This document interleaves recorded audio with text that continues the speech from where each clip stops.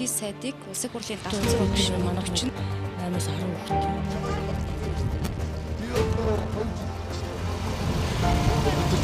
Ажиллаж байгаа. Ихтэй байна. Ерөнхийдөө ийм хүл байдаг шүү дээ. Тэ. Ихнэгийн захаан хүмүүстийг эрсгэж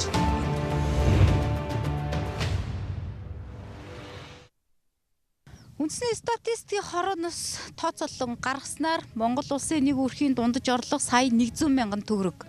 Монгол улсын нийт өрхийн тоо 890 мянга орчим.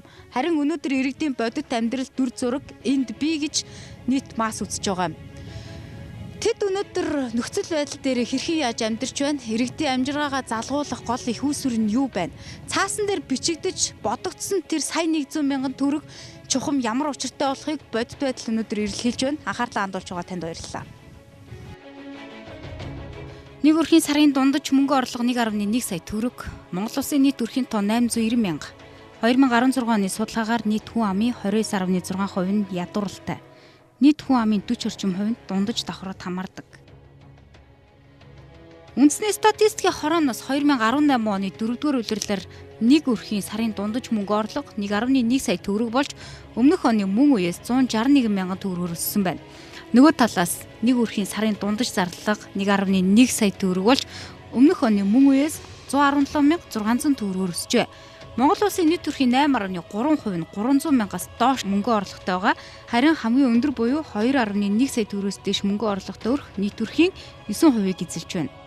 Бодит нөхцөл байдал газар дээр ямар байгааг харуулахын тулд нийслэлийн Сүхбаатар дүүргийн дугаар хороог зорилоо.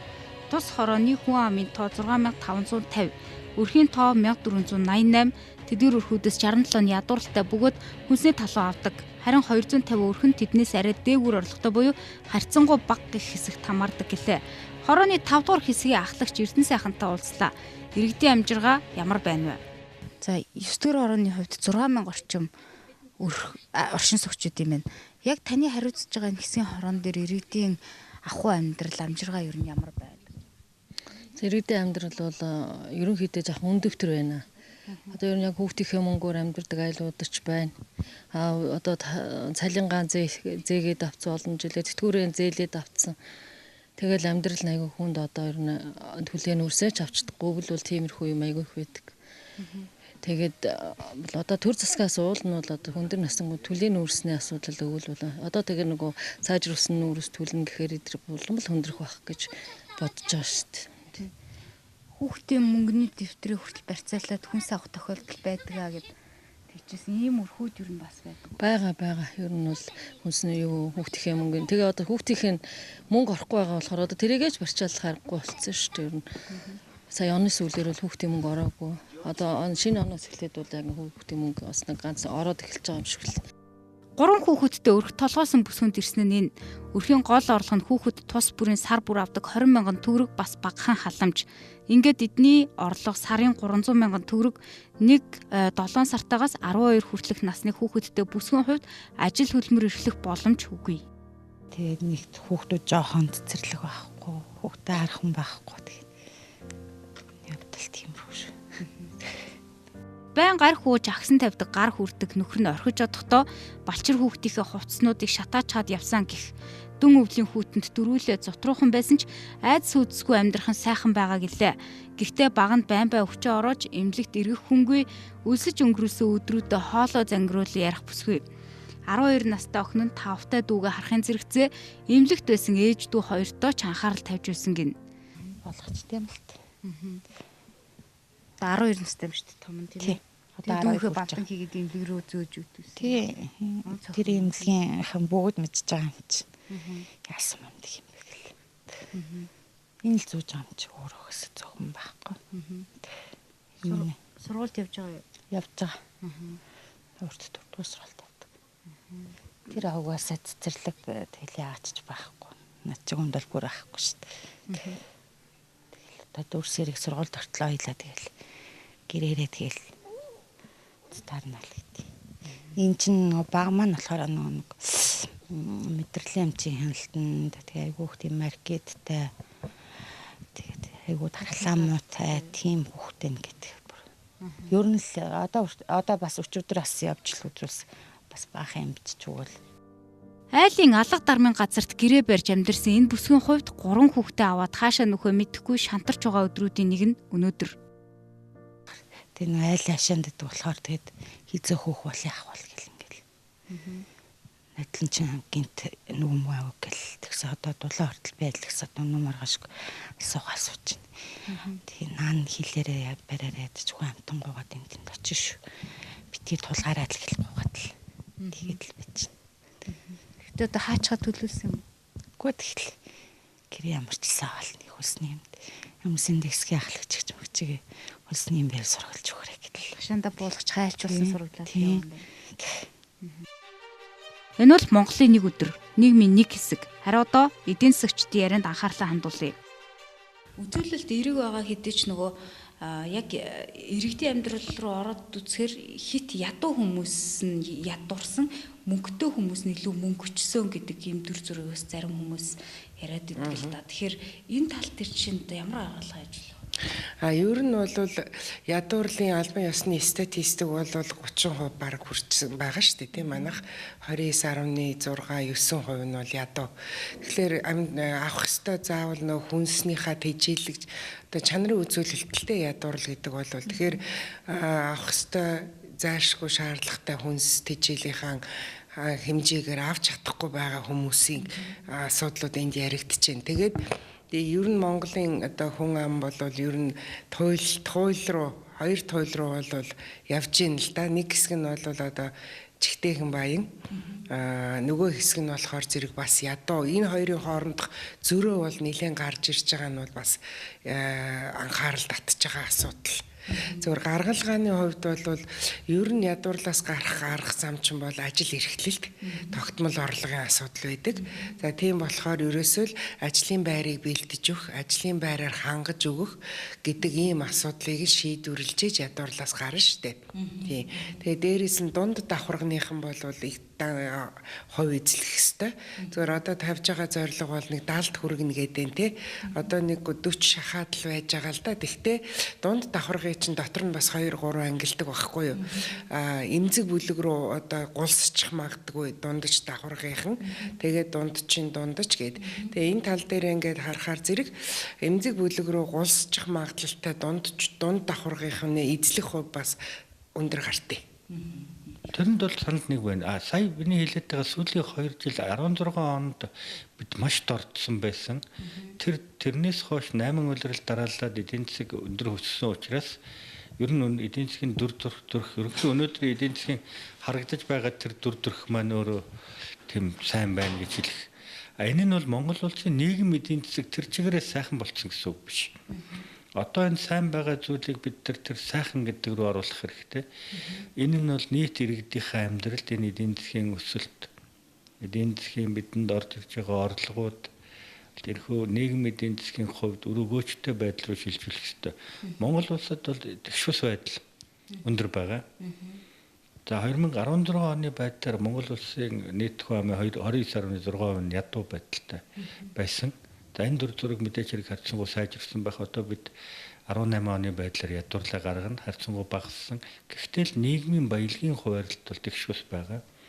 Энэ их хэмжээгээр төсөв, энэ их хэмжээгээр эдийн засаг, энэ их хэмжээгээр хөрөнгө оруулалт өсч байхад нийт массын амьдралд яг энэ хэмжээгээр очиж нөлөөлж чадахгүй байгаа нь бол харамсалтай үнэн. Бид 2 туйл руу чиглэж байна. Энгийнээр бол хит баян, хит ядуугийн зааг руу чиглэж байгаа нь үнэн гэж эдийн засагчид нотолж байгаа юм. Гэтэл дундаж орлоготой иргэдийн тоо нэмэгдэж байж нийт иргэдийн амьдрал сайжирч байна гэж үзэх ёстой юм.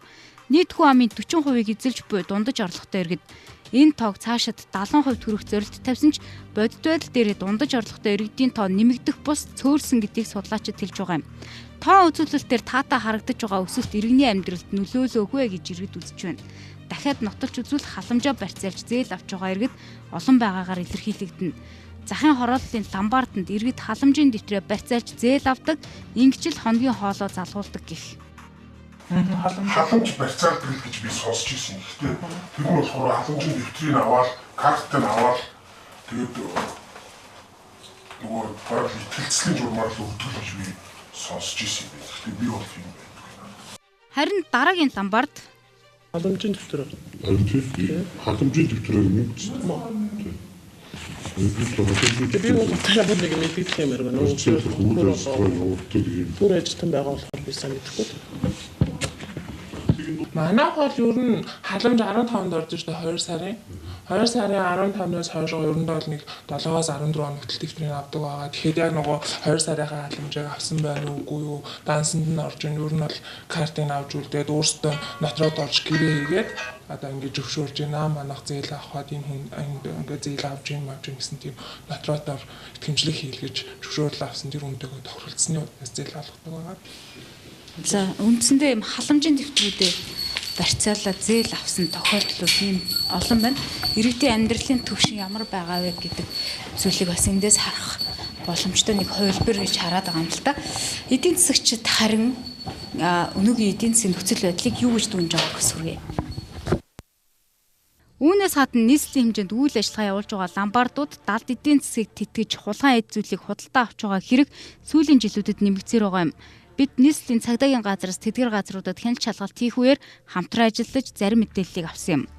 За ломбардуудыг ерөнхийдөө бол одоо хулгай хийжүүл авч байгаа энэ талаар бас мэдээлэл авагдаад цагдаагийн байгууллагаас шалгалтын ажиллагааг хийсэн. За орон байрны хулгайн гэмтрийг үйлдсэн эм нарын үлэг этгээдүүдийг байж цагдаагийн байгууллагаас шалгахад одоо хулгай хийжүүлүүдийг нэр бүхий одоо 6 ломбарданд тавьсан байна. Иргэдийн одоо гэр орон сууцнаас алдагдсан зурагтууд одоо ломбарданд орсон юм шалгалтын ажиллагаа тогтоогдож байгаа.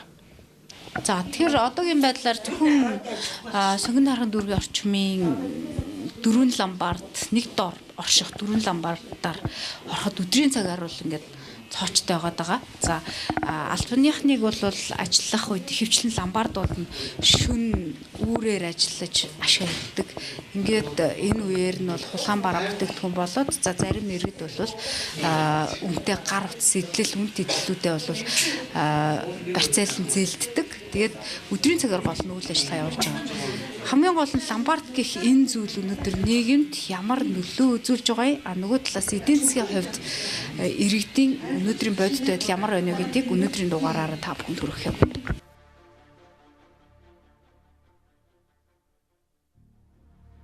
Ломбардууд чиглэлээрээ дагнад ашиг болж хөвшсөн. Гэхдээ ихэнх нь стандарт шаардлагыг биелүүлээгүй зөрчилтэй.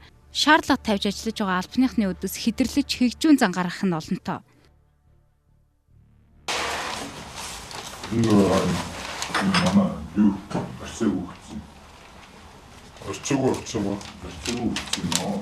Бүгд биш ч дийлийнх нь зөрчил гаргана бас хулгай эд зүйл авдаг цаг хэтрүүлэн ажилдаг зөрчил тогтмол давтагддаг байна.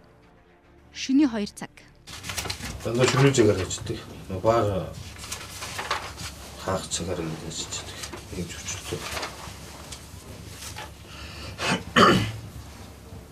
За хулгай эд зүйлийг нөлөө болох юм болсон.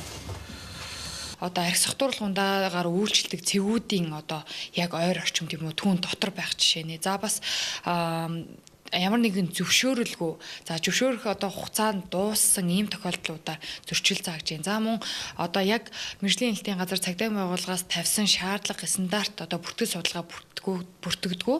За стандарт татвараас одоо цухтаах зорилгоор өөр одоо програмыг суулгаж тэн дээр одоо гэмтэргийн шинжтэй үйлдэлийн аргаар орж ирж байгаа зүйлүүдийг одоо хурааж авах, баримтлах, цаашлуулад одоо мөнгө угаах гэмтрийг үйлж байгаа тохиолдол байна. За энэ дээр бид гэмтрийг үйлж байгаа этгээдүүдэд эргүүлээ тусгай ангийн 17-гийн 1-т заасан хулгайлах төрлийн гэмтрээр хариуцлага болгоно. Харин эдгээр улсуудыг өөгшүүлж байгаа энэ улсуудад эргүүлэн тусгай ангийн 18-ын 6 буюу мөнгө угаах гэмтрээр эргүү хариуцлага хүлээлгэнэ.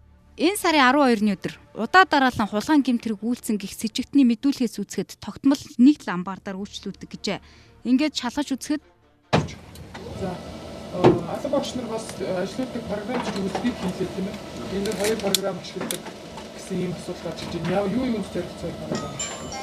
Хэд жоо гэж bëслээ. За. Энэ програм бол бодлоо. Яг гол програм дээр бол ерөөсөө одоо юу тэмдэглэл байхгүй шүү дээ. Тэр програмаар оруулж амжаагүй. Тэрнээс уг нийтрийг бүгдийг хуулах хэрэгтэй. За. Энэ байсан тэр програм нь л тэг үргэлжлүүлж байна. Тэгээд гэсэн одоо ажлаар үзлэх гэдэг юм л байхгүй. Хулгай эд зүйлийг худалдаа авч байгаа энэ байдал нь өөрөө гэмт хэрэг. Бусдын шудраг хөдөлмөрөөрөө худалдаж авсан эд зүйлийг хормын төдийд хямд үнээр арилжиж өргөдөг энэ явдалд цагдаагийн байгууллагаас өөр хяналт тавьж байгаа газар үгүй. Эдийн засагч нар харин гэмт хэргийн гаралт нэмэгдэж хууль бус үйлдэл газар авч байгаа нь тогтолцооны гажуудал гэж үзэж байгаа юм. Энэ талаар эдийн засагч Дэлгэр сайхантай ярилцахад энэ бүгдээс шалтгаалаад нэг хулгайн гэмт хэрэг, хулгай дээр мэд юм уу, элдв гэмт хэргийн гаралт бас нэмэгддэг гэж тайлбарлагдаад тийм ээ. Өөрөө энэ гэмт хэргийн өсөлт нь эдийн засгийн нэг үзүүлэлт болж ирдгээ гэд энэ талаар та ямар бол? Тэр бол гарцааг үнэн гэж би хувьдаа үздэг. Өнөөдөр цагдаа хүчний байгууллага маань бол зүгээр л шинж чанартай тэмцэж байгаа. Энэ хулгай дээрэм тийм ээ. Тэгээд эрүүл мэндийн үзүүлэлтүүд ордож байгаа, нийгмийн шинж чанартай үзүүлэлтүүд ордоод байгаа нь бол бидний ерөөсөө эдийн засаг төр зур сэргээд байгаа боловч сайн сайхан болоогүй байна гэдгийг л гэрчлээд байгаа. Тэгэхээр бүгдээ эдийн засгийн үндсэн шалтгаантай. Хулгай дээрэм бол мэдээж хэрэг ядуурлаас, энэ архиталт бас ядуурлаас, иргэдийн эрүүл мэндийн дороотол нь бол бас бидний энэ буруу бодлого, буруу тогтолцоотой холбоотой байгаа. Тийм учраас бид эхлээд эдийн засгийн өсөлтөд баттгах, тэгээд тэрхүү өсөлтийг тэгш хурдтаймжтай хуваарлах механизм бүрдүүлэх, эдийн засгаа төрөлжүүлэх их олон зүйлийг хийх шаардлагатай байна. Бид бол эдийн засгийг сайн байгаа гэдэг нь бид нар өнөөдрийн эдийн засгийн тоо үзүүлэлтүүдийг ярьж байгаа болохоос нийгэм эдийн засгийн хувьд сайн сайхан болчлоо гэдэг асуудал бол ерөөсөө биш юм гэдгийг хэлэх нь зүйтэй. Ажиллаж байгаа. Тэгтээ байна, ихтэй байна. Ерөнхийдөө ийм хүл эд шүү дээ. Тэ. Ихнэгийн захаан хүрээдэг ирсгэлж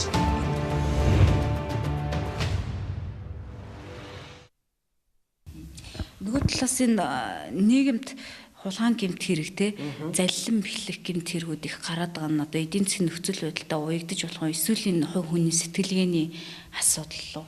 Ер нь бол эдийн засгийн амьдрал ахуйн нөхцөлтэй нь холбогдгийг. Энэ ядуурл нэлээд гүнзгийрээд ингээд ирэхээр зэрэг хулгай хийх гэмт хэрэгт орооцолдох гэх мэтийн арга үзэгдлүүд бол бас нэмэгдээд ирдгэлтэй. Бас нөгөө хүмүүсийн төлөвшил сэтгэлгээ гэдэг юм уу те ажил хийхгүйгээр амар хэлбэр аргаар мөнгө олох хүсэл сонирхол гэдэг юм бас энэ лүгтэй байх л. Зүйтэй. Тэгэхээр хэдэн хувийн аль хүчин зүйл нь хичнээн хувь эзэлж гин гэдгээсээ л хамаарна. Үнэхээр бас бэлэнчлэх сэтгэлгээтэй зөв зүгээр байж байгаад одоо бас ажил хийхгүй ээж мөнгөтэй болчих гэсэн яд сэтгэлгээний ядуурл бол нөлөөлнө. Гэхдээ ингээд судалгаануудаас харахад ядуугийн учраас гэдэг шалтгаан нь бол бас нэлээд бүр аргагүй байдалд орсон гэдэг утгаараа бас хийх тал бол илүү давмгайлаад байлээ. Энэ бол шууд иргэдний тухайн иргэний буруу гэхээс илүү бидний өнөөдөр нийгмээ яаж авч явж байгаа вэ гэдгийг нь удирдах төвшөнд, эрх барьж байгаа төвшөнд л илүү их ухамсарлах шаардлагатай зүйл. Хоёр дахь нь бол мэдээж төрийн зүгээс бас явуулсан баг зэрэг энэхүү бэлэнчлэх халамжийн бодлоготой их холбоотой, халамжийн бодлогоор дамжаад иргэд ажил хийхгүйгээр амьдрах энэ болцоог бид бий болгоод байгаа нь бол цагаа олоогүй зүйл. Монгол бол одоо хөгжиж байгаа орны хувьд халамжийн гэхээсээ илүү аж үйлдвэржилтийн ажилтаа орлоготой болгох чиглэсэн бодлогоо илүү өмнөө тавих ёстой. Тэр нь бол иргэдийг юм хийхгүй байх. Нэгэнт нийгэм нь өөрөө тийм тодорхой зөв тогтолцоогүй байгаа үед буруу чиглэл рүү иргэд автах магадлал бол өндөртэй болгож байгааг л үгүйсэхгүй. Гуравдугаарт мэдээж хувийн шалтгаантай.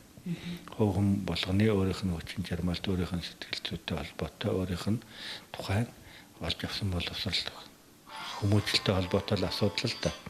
Тийм учраас бид нар энийг нэгдүгээр бид нийгмийн зөв болгох гэдэг талаас харах нь зүйтэй гэж альва ямар ч нийгэмд тодорхой чиглүүлэх, тодорхой боломжоор хангах шаардлагатай тийм нийт масс гэж байдаг. Тэрийг бол бид нар төрийн зөв бодлогоор, боловсролын зөв тогтолцоогоор, нийгмийн зөв бодлогоор л хамгаалах ёстой. Дээрээс нь хамгийн нэн тэргүүнд бол мэдээж хэрэг эдийн засгийн механизмаар иргэдээ ажилтаа орлоготой болгох тэр нөхцөл болцоог нь бүрдүүлэх ёстой. Энэнийг бүрдүүлснийхаа дараа бол бид иргэн дээр тодорхой хэмжээний бурууг дохох юм нөхцөл бүрдэж байгаа. Үндэсний статистикийн хороноос гаргадаг судалгаа өрхийн 1 сарын бодит мөнгө орлого 1.1 сая төгрөг. Энэ тоо бол Монгол улсыг бүрдүүлж буй 890 мянган өрхийн бүгдийнх нь орлогыг нэмж гарсан нийлбэрийг 890 мянга дахувааж дунджийг нь тооцож гаргасан аргачлал гэж үндэсний статистикийн хорооноос мэдээлж байна. Мөн хамгийн их орлоготой өрхийн хэрэглээ хамгийн бага орлоготой өрхийн хэрэглээнээс 5.1 дахин их гэсэн судалгаа байна. Улсын хэмжээнд 800 мянга орчим өрх бий. Тэдгээрийн хичнээн хувь нь орлогын хувьд одоо дундаж доод дээд гэсэн түвшинд хуваарлагдж байгаа талаарх мэдээлэл өгөх. Мөнгө орлого ярихаас өмнө бол нэг зүйл ярих зүйл бол өрхийн хэрэглээний түвшингийн харьцуулсан үзэлт байгаа. Жишээл одоо 890 гаруй мянган өрхийн одоо 5 тэнцүү тооны бүлэг туваах буюу 20% авч үзэхэд нийт Монгол улсын хэрэглээний 39.5% нь бол жинэлэг өрхөд буюу одоо жинэлэг хэсэг нь 20% нь. За 7.7% бол хамгийн ядуу хэсэг нь ингэж хэрэгжилж байна гэхээр хамгийн ядуу хэсгээс хамгийн жинэлэг хэсэг хэрэглээл 5.1 дахин их байгаамаа гэсэн юм үр дүн гарч ирсэн байна. Энэ үзүүлэлт бол сүүлийн жилүүдэд бол 5% руу орчим бол хэлбэлзэж байгаа үзүүлэлт байгаамаа. За тэгээд өрхийн орлогын хувьд бол 300 хүртэлх мянган төгрөгийн орлоготой өрх бол нийт өрхөд дотор бол 2017 онд бол 12.3% эзэлж ирсэн бол 2018 оны байдлаар 8.3 болж буурсан байгаа. За тэгэхээр орлогын ангиллаас одоо шилжиж дараагийн орлоготой өрхийн тоо руу шилжиж орж ирсэн гэсэн буурсан гэдэг маань бол эдгээрүүд буурч явсаар 2017 онд бол 2 сая 100 мянган төгрөгөөс дээш орлоготой өрх нийт өрхийн 6.5% эзэлдэг байсан бол 2018 оны байдлаар нийт өрхийн 9% болж бүхэл 9% болж одоо өөрчлөгдсөн байгаа. Энд дундаж түвшин гэж ярьдаг шүү дээ тий. Уг нь бол дундаж түвшнийх их олон байх хэрэгтэй гэж үздэг юм лээ. Эдийн засаг сайн байх. Манайхад дундаж түвшнийх нь багасаад нэг бол дээшээ чинэлэг рүү эсвэл доошоо гусчаад байна гэдэг юм мэдээлэл байгаа шүү дээ. Тэгээ яг хөө энэ өрхийн орлогын түвшнэр нь бүлэглэж авч үзэж байгаа манайхаас гаргаж байгаа статистикт мөрддөг бүлэглэлтийн хувьд бол нэгдүгээр бол 300 хүртэлх мянган төгрөгийн орлоготой 300-аас 500 мянга, 500-аас 700 мянгаад 200 мянган төгрөгөөр интервалцсан юм орлогын түвшнээр ангилж авч үздэг. Энэ дотор бол хамгийн өндөрөөр өсч одоо дараагийн одоо онууд одоо 2017 онд бол нийт өрхийн 15.3% эзэлж байсан. Сая 100-аас сая 600 мянган төгрөгийн орлоготой өрх байсан 12.6% эзэлж байсан бол 2018 онд 20% болж 5 пунктээр нэмэгдсэн юм үзүүлэлт байгаа. Бусад өрхүүдийн хувьд бол дандаа буурсан буюу одоо нэг дараагийнхаа бүлэг рүү шилжиж орж ирсэн гэсэн. Хамгийн за одоо дөрөвний аяг асуусан асуултыг дагуулах бол хариултын хувьд бол яг сая 100 сая 600 мянган төгрөгийн орлоготой өрхийн хувьд бол 12.3% эзэлж байснаа 20% болж нэмэгдсэн. Бусад нь бол бага зэрэг дандаа бууралтууд байна. Байгаад 2 сая 100 нь бол 6.5-аас 9% болж 3.5 пунктээр нэмэгдсэн байна гэсэн. Дундчуудын манд тоо багассан байна. Тийм. Өндөр орлоготой иргэдийн тоо нэмэгдэж байгаа сайн хэрэг. Гэхдээ шудраг замааруу гэдэг нь бас чухал юм.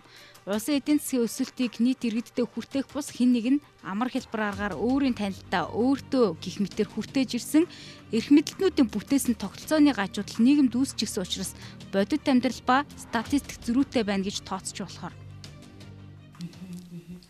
буруу зүйл хийгээгүйхэн төлөө бас хөдөлмөр хийх гэж оролдож байгаагийнхын төлөө тэр яг хийх гэж оролдож байгаа нийгмийн давхрыг урамшууллаж хөхүүлэн дэмждэг бодлого бас дутагдаад байгаа юм шиг дүр зураг харагдаад байдаг тийм ээ. Энд дээр та санал нэг. Тэр бол мэдээж хэрэг өнөөдөр бидний яриад байгаа одоо заримдаа илрээд байгаа энэ томоохон асуудлуудаас харахад бид яг өөрт байгаа бололцоог иргэндээ жигд болгохгүй байгаа нь бол харагдаж. Юм хийх гэдэг тэнд татврын төрийн зөв бодлогын санхүүжилтийн их усрын бололцоод их шангагддгүй улмаас тодорхой төвшөнд жижиг дунд өрхийн аж ахуйн төвшөнд юм хийх гэж оролдож байгаа хүмүүс хэтэрхий хурц хүчин чармаалтаар маш бага үр дүнд хүрэх. Гэтэл зарим хэсэг нь бол маш бага хүчин чармаалтаар маш их хэмжээний баялагийг өөртөө эзэмших юм бололцоог бий болгосон юм тогтолцоо байна. Тэгэхээр энэ тогтолцоог бол бид энэ тэргүүн засах зүйтэй юм болов. Албан тасалгааны цонхоо хоцсайхан хараа Олгиж яваа хүмүүс хоосон би санаа Баянзүрх дүүргийн Баянцэл орчимд 1 км хүрэхтэйгүйтэй газарт 42 ламбард үйл ажиллагаа явуулдаг. Харин миний ард хичнээн тонны ламбард үйл ажиллагаа явуулж байгааг та харж байна. Эдгээрийн зарим нь хулгай зүйлийг удаа дараалан худалдан авч борлуулсан гэдэг асуудлыг хууль хяналтын байгууллага шалгаж байгаа. За харин өнөөдрийн байдлаар идэвхтэй үйл ажиллагаа явуулж байгаа 600 гаруй ламбард байна. Харин хуулийн этгээд бүртгүүлсэн тоог авч үзвэл 8200 орчим байгаа юм. Эдгээр нь тодорхой хэмжээнд ашиг орлого олдог болоод энэ олон тоогоор үйл ажиллагаа явуулж байгаа. Нийгэмд тодорхой хэмжээний хэрэгцээ шаардлага байна. Түүнийг харин цэгцлэх шаардлага нийгэмд тулгамдсан асуудлын нэг болж байгааг бодит байдал онцлолоо. Анхаарлаа хандуулсан танд баярлалаа.